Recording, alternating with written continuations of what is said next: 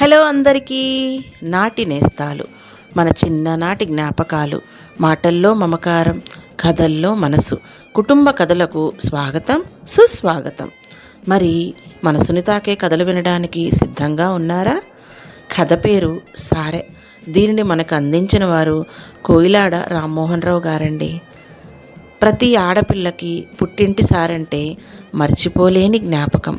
మరి అవనికి ఇక కథలోకి వెళ్ళిపోదామండి.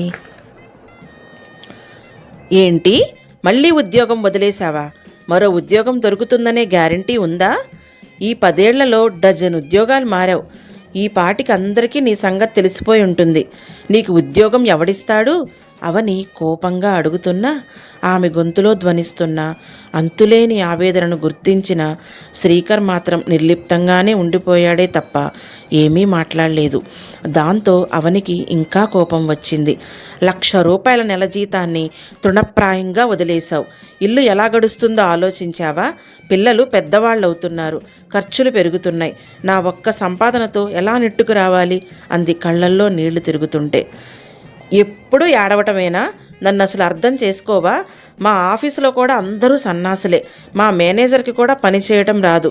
నేను చేసిన పనులన్నీ వాడి ఖాతాలో వేసుకొని సీఈఓ దృష్టిలో గొప్ప పనిమంతుల్లా పేరు కొట్టేస్తున్నాడు అంటుండగా అడ్డు తగిలింది అవని. అందుకనేగా నీకు అప్పుడప్పుడు ఏదో రకంగా ఇన్సెంటివ్లు ఇస్తున్నాడు అంది. అంటే వాడు వేసే కుక్క బిసెట్లకు నా ఆత్మాభిమానాన్ని పణంగా పెట్టమంటావా అంటూ మండిపడ్డాడు శ్రీకర్. నేను అలా అనడం లేదు, కాస్త పరిస్థితులతో రాజీ పడమని చెప్తున్నాను అంది. అలా రాజీ పడటం వల్లే ఈ కంపెనీలో 1 ఏడాది పాటు ఉండగలిగాను. ఇక నా వల్ల కాదు అని విసురుగా అనేసి బయటకు వెళ్ళిపోయాడు. మతిపోయినట్లు చూస్తూ ఉండిపోయింది అవని. శ్రీకర్ గురించి ఆలోచిస్తుంటే ఆమెకు అనంతం బాబాయ్ తన పెళ్ళైన కొత్తలో అన్న మాటలు గుర్తుకు వచ్చాయి. అనంతం ఆమె తండ్రికి దూరపు బంధువు. అయితే వాళ్ళిద్దరి మధ్య బంధుత్వం కన్నా స్నేహమే ఎక్కువ. తల్లి, నువ్వు అనుకుంటున్నట్లుగా శ్రీకర్ కులాన్ని చూసి మీ నాన్న పెళ్ళిని వ్యతిరేకించలేదమ్మా. అతనితో నువ్వు సుఖపడలేవని ముందు చూపుతోనే వాడు వద్దన్నాడు. నీకు నా మాటలు ఆశ్చర్యాన్ని కలిగించవచ్చు, కానీ అడ్డు తగలకుండా విను. శ్రీకర్తో మాట్లాడిన 15 గంటలోనే మీ నాన్న అంతా ఆకలింపు చేసుకున్నాడు. లాభం లేదురా. శ్రీకర్ వల్ల అవని సుఖపడదు. తను చాలా తెలివైనవాడే. ఇంటర్లో స్టేట్ ఫస్ట్, ఇంజనీరింగ్లో యూనివర్సిటీ ఫస్ట్. ఆ విషయం నాకు తెలుసు. అతనికున్న అపారమైన తెలివితేటలు చూసి గాఢంగా ప్రేమించేసింది అవని. ఆ తెలివితేటలే కొంపముంచాయి. బాగా తెలివైన వాడినన్న అహం అతన్ని బాగా ఆవహించింది. ఆ విషయం అందరూ పసిగట్టలేరు, మన అవనితో సహా. నాకు తెలిసి అతను ఎక్కడా ఇమడలేడు, ఏ ఉద్యోగంలోనూ స్థిరపడలేడు, ఏ వ్యాపారానికి పనికిరాడు. అతని వల్ల మన చిట్టి తల్లికి కలకాలం కష్టాలే. కానీ పూర్తిగా అతని లోకంలో మునిగిపోయిన తనకి ఇవన్నీ చెప్పినా అర్థం కావు. కేవలం కులం కారణంగానే అతనితో పెళ్ళి వద్దని అంటున్నానని అనుకుంటోంది. తనకి ఏ విధంగా చెప్పాలో తెలియటం లేదు. ఏమీ చేయలేని పరిస్థితి నాది అని నాతో అన్నాడమ్మా. నువ్వేమో మీ నాన్న మాట కాదని వాడితో తెగతెంపులు చేసేసుకొని ఇంట్లో నుంచి బయటకు వచ్చేసావు. ఎలా బతుకుతావో ఏమిటో అంటూ బాధతో అన్న బాబాయ్ మాటలు ఆమె ఇంకా మర్చిపోలేదు. ఆమె తండ్రి భయపడినట్లే అయింది. ఎవరి దగ్గర శ్రీకర్ నిలకడగా 6 నెలలకు మించి పనిచేసేవాడు కాదు. పై అధికారులు చిన్న మాటన్నా పడేవాడు కాదు. 3 ఏళ్ల క్రితం స్నేహితులతో కలిసి ఒక స్టార్టప్ కంపెనీ పెట్టాడు. అది బాగా అభివృద్ధిలోకి వచ్చింది. కానీ శ్రీకర్ ధోరణి నచ్చక స్నేహితులు అతన్ని బయటకు నెట్టేశారు. మళ్ళీ వేరే ఉద్యోగంలో చేరాడు. ఆ ముచ్చటా కొన్నాళ్లే.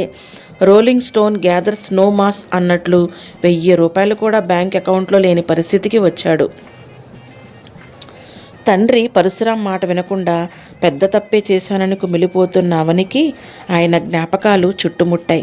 చిన్న వయసులోనే భార్య చనిపోయిన పరశురాం మళ్ళీ పెళ్లి చేసుకోకుండా అవనిని తల్లిలాగే సాకాడు. అర్ధరాత్రి లేచి ఆకలని ఏడిస్తే చిరాకు పడకుండా ఆమెను ఎత్తుకొని బజారంతా తిప్పేవాడు. ఆ రాత్రిపూట ఎక్కడా ఏదీ దొరక్కపోతే దూరంగా ఉన్న సినిమా హాళ్ళ దగ్గరికి వెళ్ళి దొరికిన వస్తువులు కొనిపెట్టి ఆ పిల్ల ఏడుపు ఆపేవాడు. ఎవరింటికైనా వెళ్ళినప్పుడు వాళ్ళు తినడానికి ఏదైనా పెడితే తను తినకుండా కూతురి కోసం ప్యాక్ చేయడానికి కాగితం ఏదైనా దొరుకుతుందేమోనని వెతికేవాడు. ఆ విషయాలన్నీ అనంతం చెప్తుంటే తండ్రికి తన మీద ఉన్న అచంచలమైన ప్రేమకు ముగ్ధురాలయ్యేది అవని. అటువంటి తండ్రిని శ్రీకర్ కోసం దూరం చేసుకున్నందుకు ఆమె కుమిలిపోని రోజు లేదు. తన మీద బెంగతోనే తండ్రి చనిపోయాడన్న అపరాధ భావంతో ఇప్పటికీ నరకం అనుభవిస్తూనే ఉంది. శ్రీకర్తో అవని పెళ్ళి ఆమె వదినలిద్దరికీ కలిసి వచ్చింది. కూతురు మీద ఆకాశమంత ప్రేమ పెంచుకున్న పరశురాం ఆస్తి అంతా ఆమెకే దోచిపెడతాడేమోనని అవని వదినలిద్దరూ తెగ బాధపడిపోయేవారు. ఎప్పుడైతే తండ్రికి ఇష్టం లేని సంబంధం చేసుకొని ఇల్లు వదిలేసి వచ్చేసిందో అప్పటి నుండి చీకు చింత లేకుండా ప్రశాంతంగా ఉండగలిగారు. అన్నయ్యలు ఇల్లు అమ్మకానికి పెట్టారని కొనుక్కునే ఆసామి దాన్ని పడగొట్టించి పెద్ద షాపింగ్ మాల్ కట్టే ఉద్దేశంతో ఉన్నాడని బాబాయ్ ద్వారా వినగానే అవని గుండెను ఎవరో నలిపేస్తున్నంత బాధ కలిగింది. నాన్న చాలా ఎక్కువ ఆస్తినే సంపాదించారు. ఆయన చనిపోయాక నాకు చిల్లిగవ్వ దక్కకపోయినా అన్నలిద్దరికీ బాగానే దక్కింది. చెరో 20 ఎకరాల పంట భూమి, కొబ్బరి తోటలు. వాళ్ళు సుఖంగా బతికేయడానికి అవి చాలు. మంచి సెంటర్లో దాదాపు 1000 గజాలలో ఉన్న రాజభవనం లాంటి ఇల్లు అది. నాన్న జ్ఞాపకంగా ఉన్న ఆ ఇంటిని అమ్మేయాలన్న ఆలోచన వాళ్ళకి ఎందుకు వచ్చిందో అనుకుంటూ మదన పడిపోయినా నేను చేయగలిగేది ఏముంది, వాళ్ళ ఆస్తి వాళ్ళ ఇష్టం అనుకుంది. అయినా ఆమెలో ఏదో ఒక చిన్న ఆశ మిణుకుమంటోంది. అందుకే అనంతంని కలిసింది. బాబాయ్, నాదో చిన్న కోరిక ఉంది, తీరుస్తావా అంది ప్రాధేయపడుతూ. అవనిని అయోమయంగా చూశాడు అనంతం. అవని అలా అడగటం, అభ్యర్థించటం అతను ఎప్పుడూ ఎరగడు. అందుకే అంత ఆశ్చర్యం, అయోమయం. చెప్పు తల్లి అన్నట్లు తలూపాడు. ఆ మాత్రానికి ఆమె ముఖం వెలిగిపోయింది. నాన్న జ్ఞాపకాలతో ముడిపడి ఉన్న ఆ ఇంటిని పడగొట్టేస్తున్నారని విన్నాను. కానీ పడగొట్టే ముందు మా ఇంటిని ఒక్కసారి చూడాలని, అక్కడ నాన్న జ్ఞాపకాలు నెమరవేసుకోవాలని తెగ తహతహలాడిపోతున్నాను. మా ఇంటికి వెళ్ళి చూడటానికి మా అన్నలు ఒప్పుకోరని నాకు తెలుసు.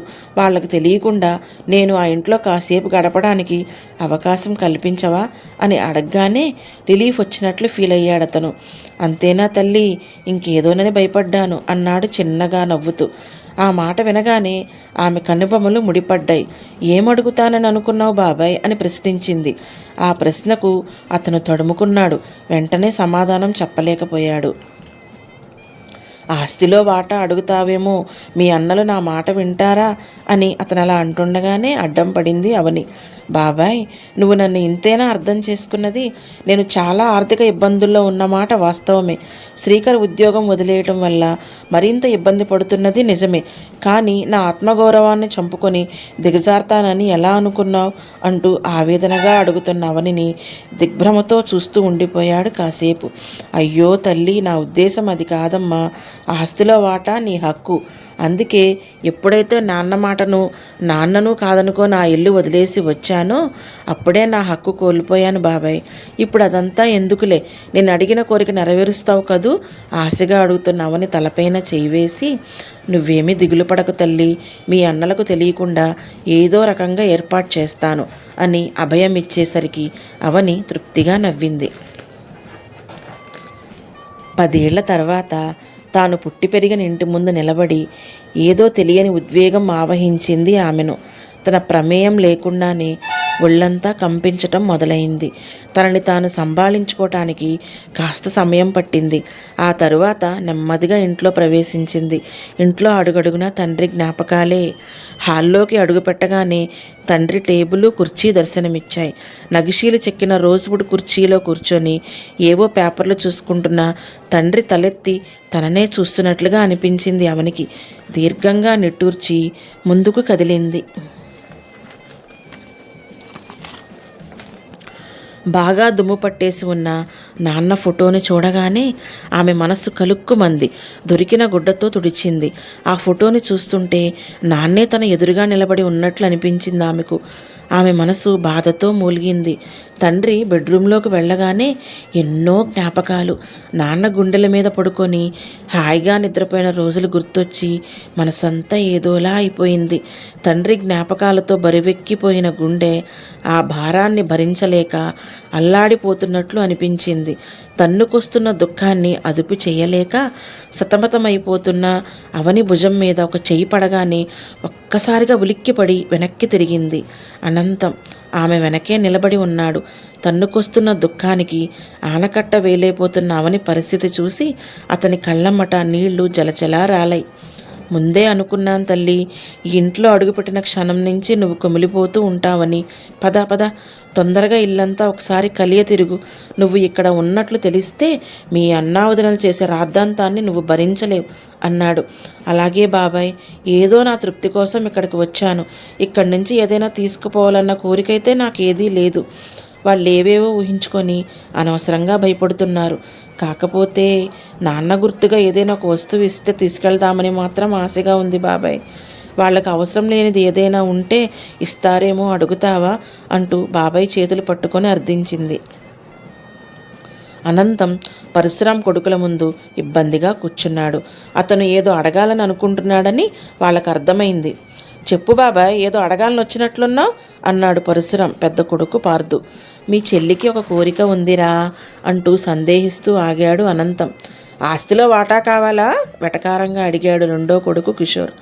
అబ్బే, అదేమీ లేదు, చిన్న కోరిక అంతే. మీ నాన్న జ్ఞాపకార్థం ఏదైనా వస్తువిమ్మని అడిగిందిరా అన్నాడు అనంతం. పూచిక పుల్ల కూడా ఇవ్వం. మహాభారతంలో దుర్యోధనుడు అన్నట్లు ఇంతెత్తున లేచాడు కిషోర్. తమ్ముడిని శాంతపరిచి పెద్ద ధర్మమూర్తిలా ఫోజు పెడుతూ, అంతగా కావాలంటే నాన్న టేబుల్ కుర్చీ తీసుకెళ్ళమను అన్నాడు పార్దు. కిషోర్ అడ్డు చెప్పబోయి ఆగిపోయాడు. దానికి కారణం అనంతంకి బాగా తెలుసు.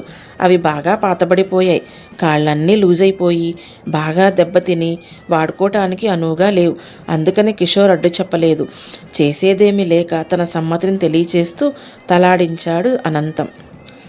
వారం రోజుల తర్వాత అనంతమే ఆ టేబుల్ను కుర్చీను అవని ఇంటికి తీసుకొని వచ్చాడు.